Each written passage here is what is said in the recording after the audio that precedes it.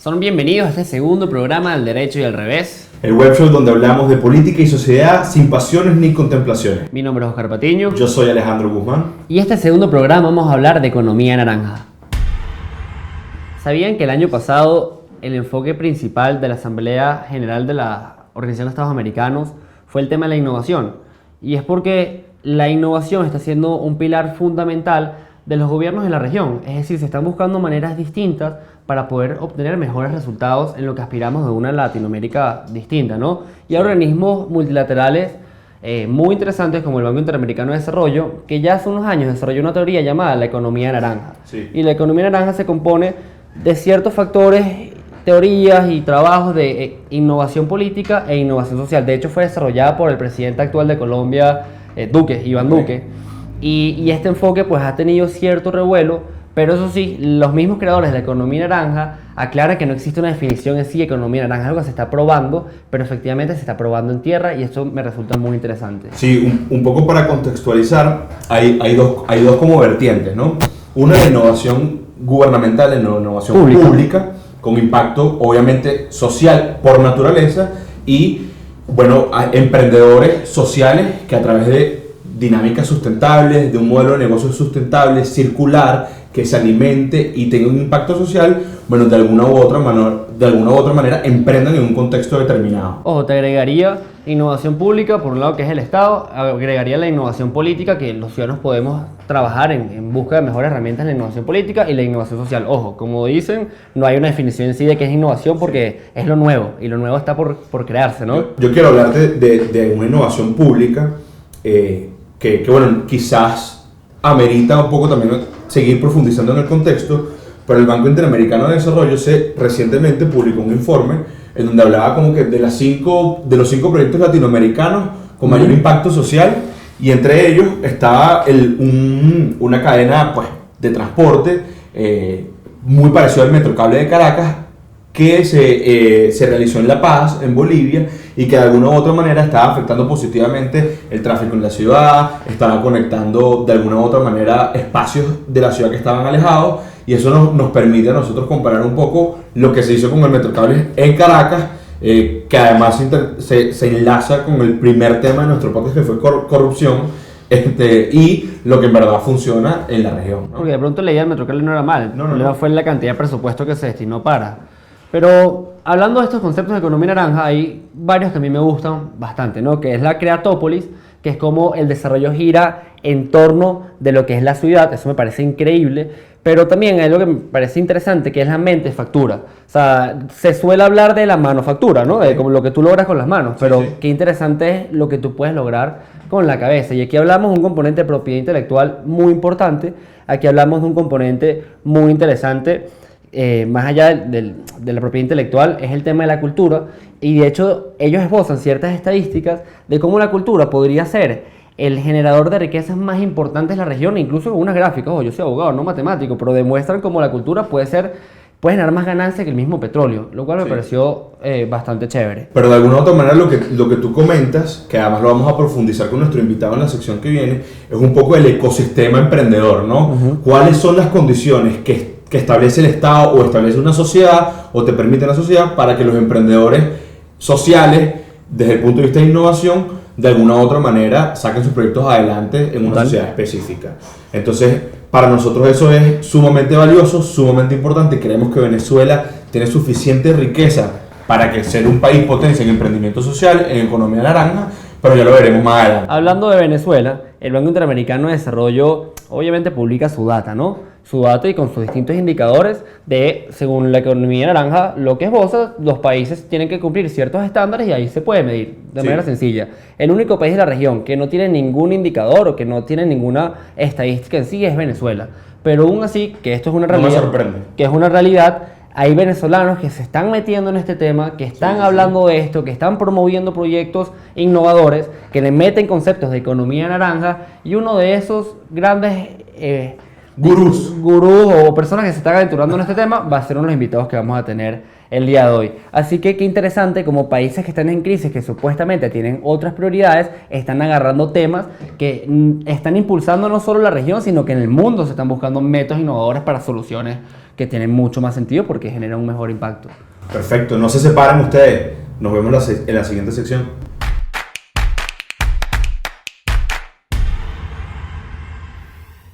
En este programa del Derecho y del Revés asumimos el reto de hablar de innovación. Y no solo hablar de innovación, sino vamos en verdad a entender qué es esto y sobre todo que a mi opinión y opinión de Alejandro, pues consideramos que es un ejemplo de innovación en Venezuela y sobre todo prácticas innovadoras de pronto en proyectos. Le damos bienvenida a Carlos Aguiló y gracias por acompañarnos en este proyecto. Encantado de estar con ustedes. Nosotros ya, Carlos, en la anterior sección, quizás abordamos el tema de la innovación y la economía naranja desde el punto de vista general. Pero bueno, queremos aterrizar conceptos contigo, que básicamente eres el experto y que nos expliques y les expliques a la audiencia un poco de qué va esto, cómo nace y qué se está moviendo en la región. Y comenzando por lo sencillo, ¿qué es innovación? Sí, bueno, y fíjate que parece sencillo, pero uno dice qué es innovación, entonces todo el mundo responde algo distinto, ¿no? Y la verdad es que, digamos, la manera en que nosotros tratamos de enfocar esto es llevarlo hacia realmente donde están los retos de la implementación en la innovación. Entonces muchos pensamos que la innovación puede ser la parte creativa de idear, de incubar, de crear ideas, de desarrollarlas, pero realmente el reto de la innovación es cuando esas ideas logran entrar en los mercados y lograr crear valor y transformar la realidad económica, política, social, dependiendo de cuál sea el contexto. Entonces, innovación no es el proceso de ideación, es el proceso de la implementación de esa idea y la transformación que viene de la sociedad a partir del cambio. Y digamos que hay dos como grandes corrientes en la parte de la innovación. Está la innovación lo que llaman disruptiva, la innovación que busca plantear una nueva forma de hacer en los mercados. Y hay una innovación que es más una innovación de transformación o digamos de transferencia tecnológica. Okay. Entonces en América Latina el porcentaje más grande de innovación es de transferencia tecnológica. Nosotros estamos viendo lo que está pasando en los mercados internacionales, en las tecnologías, donde hay mucha vanguardia en la innovación, en la creación de propiedad intelectual y algunas cosas las traemos a América Latina e implementamos con unos años de retraso quizás o como se está haciendo en las economías desarrolladas. Y solo un porcentaje pequeño es innovación realmente disruptiva que sucede en pocos contextos en donde hay una inversión en investigación y desarrollo más agresiva.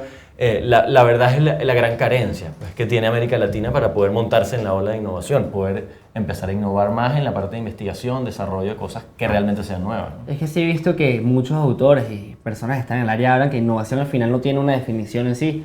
Puede haber una vertiente de innovación política, innovación social o la gente que habla de innovación pública, lo que es el gerente público hoy en día de América Latina. Pero me parece muy interesante que surjan conceptos del mismo Banco Interamericano de Desarrollo que ya no hablamos de la manufactura, sino la mentefactura y el tema de propiedad intelectual que lo acabas de comentar. ¿Cuánto vale una idea? ¿Cuánto vale una idea? Sí, es infinito, realmente, ¿no? El valor no está en la idea, el valor está en la implementación de la idea, en cómo tú puedes darle una viabilidad a esa idea para que se inserte en una realidad de mercado. Se habla mucho de la sostenibilidad y ya has hablado mucho del mercado. Sí. ¿Cómo se le mete este tema de innovación? ¿Cómo se hace el link? Porque normalmente uno puede pensar que el emprendimiento es aquel que genera lucro y el emprendimiento social que genera valor social, ¿no? Y hay un mix muy interesante que sabemos que... Sí, bueno, la sostenibilidad ya es un problema después de estar caminando en la innovación, ¿no? Porque tú, digamos, probaste un producto, tuvo sentido, el producto empezó a tener acogida, a la gente le gusta, pero todavía tú no eres sostenible, tú solamente validaste la hipótesis de ese producto. Entonces, cuando ya empiezas a ver que tiene sentido eso que estás haciendo, que la gente está pidiendo más, que hay una necesidad real de esa solución simplemente o se escale, ahí es donde vienen los retos de sostenibilidad. Y la sostenibilidad pudiéramos tratar de simplificarla y llevarla a algo que es diversificación de fuentes de ingresos. Yo no puedo hacer que algo dependa de una sola cosa, porque entonces, sobre todo los emprendimientos sociales, no hay ninguna única cosa que vaya a hacer que el emprendimiento social pueda ser sostenible. La vieja máxima de no pongas todos los huevos en la misma cesta. Perfecto ejemplo. Entonces, porque ¿qué pasa si hay un terremoto y se cae ese pedazo de colchón? Bueno, y vuelvo al cero, ¿no? Entonces, la sostenibilidad realmente está en cómo blindar un modelo, cómo hacer que sea resiliente frente a una economía que siempre está cambiando y un mercado que siempre está demandando cosas nuevas, ¿no? ¿Cuál es la diferencia entre lo que estamos experimentando en la región versus otros continentes? Por ejemplo, la gente, vemos una alta índice de innovación en China, que es una sociedad con un sistema político cerrado, pero que de alguna u otra manera está abriendo su economía, vemos innovación, vemos celulares, vemos tecnología. O sea, ¿cuál es la diferencia entre lo que está pasando en Latinoamérica y otras regiones del mundo? Sí, te diría que China es quizás el gran actor económico en el momento, ¿no? Y el debate justamente de innovación en China es sobre la propiedad intelectual. Entonces, ¿en dónde se desarrolla la propiedad intelectual? En la investigación y desarrollo que financian las grandes empresas. Entonces, China ha tratado de hacer que el desarrollo de la propiedad intelectual se haga en China también. Ahora, es un reto. Sí. Entonces, la gran competencia que existe hoy es justamente quién tiene las mejores patentes de propiedad intelectual para el tema de la inteligencia artificial, por ejemplo, para el tema de las telecomunicaciones y lo que han llamado el mundo el 5G. Bueno, eso no es otra cosa que, digamos, la carrera intensiva que tienen estas economías porque la investigación y desarrollo vaya a los mercados y te digo, ahí sí está la guerra es económica, la guerra es la guerra de la propiedad intelectual. Y China no es quizás el mejor ejemplo, porque le ha costado mucho con sus máquinas, con la parte productiva, lograr de verdad crear centros de conocimiento. Pero fíjate que hace muy poco Elon Musk va a China y hace un gran negocio con China y dice, yo voy a desarrollar el próximo carro aquí. Porque el problema no es que hagan el carro ahí, que lo fabriquen. El problema es que lo desarrollen, que lo conciban, que la ingeniería que está detrás del vehículo se haga en China. Porque eso es lo que va a diseminar conocimiento en China para que en cascada pueda llegar a otras industrias, ¿no? Y antes de pasar, digamos, a la siguiente sección, vamos a aterrizarlo un poco el tema venezolano. Una pregunta muy sencilla, ¿cómo Carlos decidió en Venezuela hablar de este tema? Y la segunda pregunta, ya que Carlos decidió hablar de este tema, ¿cómo lo está implementando en Venezuela? ¿O cómo esto es posible implementarlo en Venezuela en un contexto tan hostil? Bueno, ahí sí ya, obviamente Venezuela sale un poquito del contexto de los países que están haciendo cosas quizás más normales ahorita, ¿no? Pudiéramos decir que estamos en un contexto adverso. Y ese fue justamente el desafío que nosotros quisimos asumir. No, porque estamos en un contexto de crisis no se puede hablar de innovación. Porque estamos en un contexto de crisis no se puede hablar de sostenibilidad. Porque estamos en un contexto de crisis no sé, y todos los peros que existen, ¿no? Entonces, cuando tú entiendes lo que está haciendo la transición realmente de los mercados, lo que nos estamos moviendo a lo que algunos han llamado tercera revolución, otros cuarta revolución industrial, cuando ves que el Internet es el paradigma de comunicación que hoy intermedia todas las relaciones económicas y está cambiando la manera en la que se hacen los negocios, te das cuenta de que el talento no es un problema y nosotros tenemos talento. Nosotros tenemos buenos ingenieros, nosotros tenemos buenos creativos, nosotros tenemos gente que viene de la industria del entretenimiento, gente que viene de las ciencias duras, etc. Venezuela, si hay algo competitivo en la región, y lo estamos viendo cómo está entrando la migración en todos los países, es el talento que está llegando para allá y todo el mundo dice, wow, no estaba preparado para coger tantos médicos, tantos ingenieros, etc. Lo que sucede es que en los países latinos no se atreven a investigar e invertir en investigación y desarrollo. Claro. Pero no significa que los latinos no estén innovando, porque los latinos están en todos los mejores proyectos, afuera también innovando. No, lo que nos comentas es increíble. De hecho, vamos a cerrar para luego hablar y conversar un poco sobre el ecosistema venezolano y las ideas que están pasando aquí en Venezuela. Seguro. Así que no se despeguen. Vamos a comenzar a hablar sobre el contexto venezolano para precisamente incentivar la innovación y los procesos de innovación social en Venezuela, pero ya nos mencionabas que en Venezuela el problema no es el talento, no es la calidad humana desde ese punto de vista. Pero entonces, ¿cuál es el problema? ¿Es seguridad jurídica? ¿Facilidad para el emprendimiento? ¿Cuál es el problema en Venezuela? Bueno, hay una palabra que quedó antes del corte pasado, fue ecosistema, ¿no? Yo creo que Ecoem, la empresa que nosotros fundamos, su nombre viene de la lógica de ecosistema de emprendimiento. Precisamente porque lo que hemos visto de la cultura de hacer negocios es una cultura muy vertical, muy cerrada en capital de riesgo, no se manejan las variables ahorita de la colaboración, de la innovación. Entonces ese talento hoy, que está conectado por internet, que tiene las computadoras para tener la información del planeta disponible en su celular y muy cerquita, tiene la posibilidad de conectarse de una forma diferente, de colaborar de una manera diferente, para buscar agregar valor con esos talentos y construir empresas, productos, servicios, iniciativas que puedan insertarse en un marco competitivo. Evidentemente, si vamos a poner los problemas de Venezuela, bueno, pudiéramos decir todos los problemas estructurales, no vale la pena, digamos, hablar de lo obvio, ¿no? Porque el problema que nosotros vemos no es un problema solo en Venezuela, es un problema en América Latina, donde también están emergiendo los ecosistemas de emprendimiento. No solo en Venezuela están emergiendo, solo en otros países quizás hay un poquito más de avance y todavía hay dinero que se destina a iniciativas gubernamentales y también privadas que se destina a esto. Brasil es uno de los países con mayor desarrollo de su ecosistema de innovación. Pero aquí en Venezuela no es diferente a lo que tiene que pasar en los otros mercados. Nosotros tenemos que lograr que ese talento, que ese ecosistema de iniciativas, y hay una palabra que viene clave que está en la economía naranja, se encadene. Okay. El encadenamiento. Y entonces, oye, ¿cómo que cadena? Imagínense una cadena. La cadena de acero, de vínculos de acero. Cuando tienes una cadena fuerte y lo pones al carro para que no te roben el caucho de la moto, bueno, no te roban la moto. Si tienes una cadena débil, la pican y se llevan la moto. Entonces, es ese mismo concepto el que hay que llevar a los ecosistemas de emprendimiento. ¿Qué tenemos que hacer aquí para que los emprendimientos puedan tener mayores posibilidades de éxito? Bueno, encadenarlos en una lógica donde hayan alianzas estratégicas y donde haya valor que se intercambie entre esos proyectos. Es la fórmula que hemos nosotros aplicado. Y de los últimos 5 años, que ha sido un decrecimiento o una destrucción del más del 60% del PIB, nosotros hemos logrado empezar una empresa de 5 personas y ya somos más de 100 personas trabajando. La gente nos pregunta, ¿cómo lo hacen? ¿Cómo es posible que en la peor crisis ahora han crecido más que todo el mundo? Y la lógica es el encadenamiento colaborativo entre el talento y las iniciativas que están ahí. Vamos a poner un sinónimo a este tema de la cadena y vamos a ponerlo como un incentivo. ¿Qué incentivos necesita Venezuela, incluso desde la sociedad civil hacia el país, para que esto pueda tener aún más sentido? Como para poder evolucionar y compararnos con otros países de la región. ¿Qué incentivos se necesitan hoy en Venezuela? De nuevo, fíjate que los incentivos los podemos poner como una barrera muy alta. Okay. Porque no quiero caer en el problema es que necesitamos un marco regulatorio claro, es que necesitamos estabilidad macroeconómica, es que necesitamos todo eso. Okay. Pero ¿qué hacemos mientras no tenemos eso? Exacto. Porque al final es ahí donde estamos. ¿Y qué se hace cuando no tenemos eso? Entonces, Con el fíjate ejemplo que el ejemplo del encadenamiento y la colaboración es una forma nueva de hacer las cosas. Okay. Entonces es una cultura que hay que desarrollar, porque venimos de una cultura donde no voy a compartir mi idea, y que la competencia, y que la cosa, y que el otro, y que yo tengo mi idea, y el tu vaso, y no voy a guardar mi idea, y no lo voy a compartir.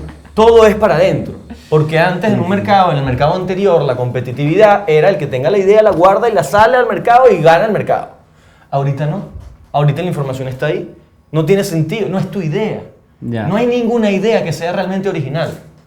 Todas las ideas vienen de otro lado.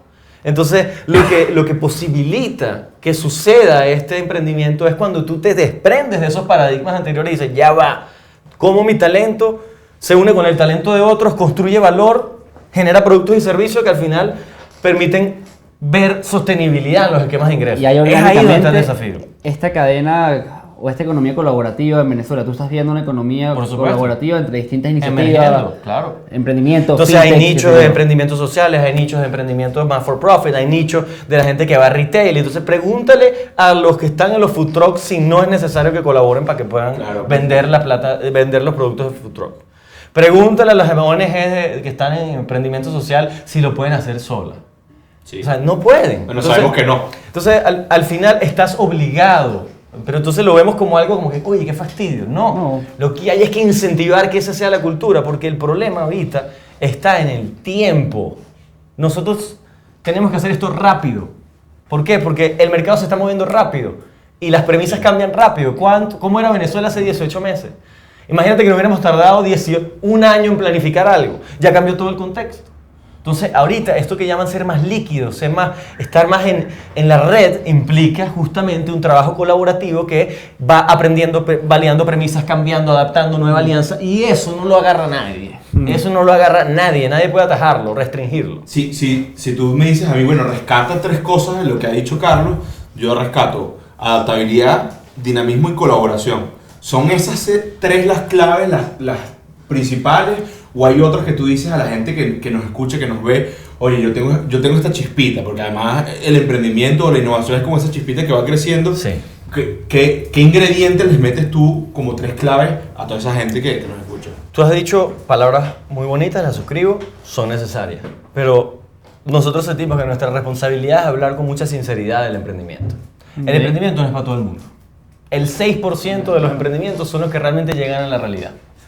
Implica que tengas una terquedad importante en tu personalidad y tu identidad. Tienes que ser terco. Sí. Tienes que creértelo, ¿no? Entonces, ¿hay opciones para todos? No. No hay opciones para todos. ¿Hay oportunidades para todos? No. Que es una realidad que hay que aceptar. Hay que además. aceptarla. Y además hay que entender que la lógica donde van a haber más emprendimientos es cuando justamente más talentos entiendan que no es el solo, sino que lo hagan con el otro y creen empresas. Las empresas también son instituciones. Total. El país no solo tiene falta de institucionalidad en la parte pública, tiene falta de institucionalidad en las empresas, porque las empresas tienen culturas viejas. Y sin esa cultura vieja no se puede agregar valor económico a lo nuevo. Entonces hay que ser terco. Hay que entender que esto no es magia. Aquí no hay una fórmula mágica. Es que no me han dicho la fórmula mágica. No existe fórmula mágica. La tiene que descubrir cada emprendedor. Cada por su emprendedor. cuenta, ¿no? Y obviamente, entonces apalancándonos en ese reconocimiento de ese talento que podemos tener, ese sentido de oportunidad, porque hay una solución que va a un problema, entonces aplicar la terquedad y buscar la colaboración. Y no salirse de ahí en un loop iterativo. Y otra cosa que a nosotros nos asusta muchísimo y castigamos mucho como sociedad, el error. El error, el fracaso. Entonces, no está mal fracasar. La pena, me da pena. Me da pena, me caí, oye, que no me vean. Oye, hice una torpeza, boté el vaso de agua, oye, ¿qué? Entonces, eso nos inmoviliza y es al revés. Vamos a equivocarnos rápido, con alegría, para aprender del error y solucionar y seguir avanzando. Para finalizar, coméntanos esa terquedad de Ecovem, de cómo ustedes fueron tercos al inicio y cómo esa terquedad les permitió proyectarse.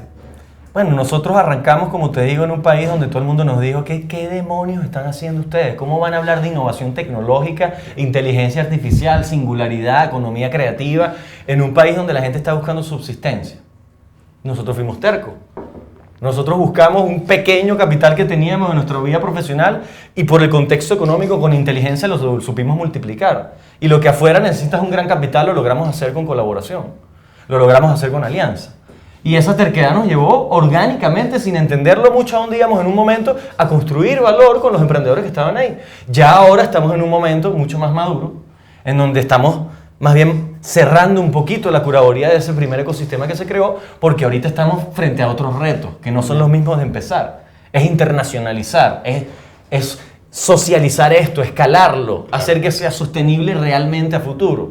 Ya pasaron 6 años. Ahora tenemos que ver 6 años más. Hay empresas en Venezuela que tienen 100 años. Yo los veo como héroes. Yo digo, ¿cómo hicieron? ¿Cómo? ¿Verdad? Porque yo llevo 6 y estoy cansadísimo. ¿Sabes? No duermo. ¿Sabes? Son cosas difíciles. Pero bueno, es ahí donde hay que encontrar esa pasión que conecta con la terquedad, con la posibilidad de hacer, y el talento se agrupa. Y ahí viene la magia del emprendimiento, que es buscar la viabilidad de las cosas. Total. Carlos, un placer haberte tenido con nosotros, hemos aprendido muchísimo, estoy seguro que ustedes también. Colaboren con nosotros, vamos a encadenarnos, denos follow, suscríbanse al canal. Así es. Y crezcamos juntos. Gracias por seguir. Cuídense.